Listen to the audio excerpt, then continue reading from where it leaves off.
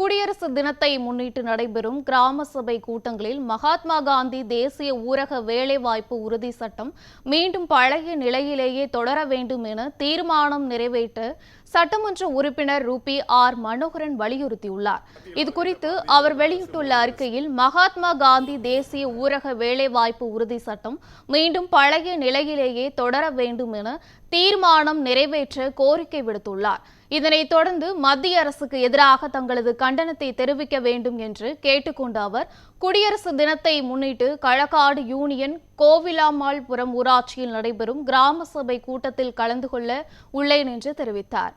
மேலும் மாநில, மாவட்ட, வட்டார, நகர, பேரூர், கிராம காங்கிரஸ் பேரியக்க நிர்வாகிகள் மற்றும் காங்கிரஸ் தோழமைகள் அனைவரும் அவரவர் ஊராட்சியில் நடைபெறும் கிராம சபை கூட்டத்தில் பங்கேற்று மேற்கண்ட தீர்மானத்தை நிறைவேற்ற வேண்டும் என்று நாங்குநேரி சட்டமன்ற உறுப்பினரும் தமிழ்நாடு காங்கிரஸ் கமிட்டி மாநில பொருளாளருமான ரூபி ஆர் மனோகரன் தெரிவித்துள்ளார்.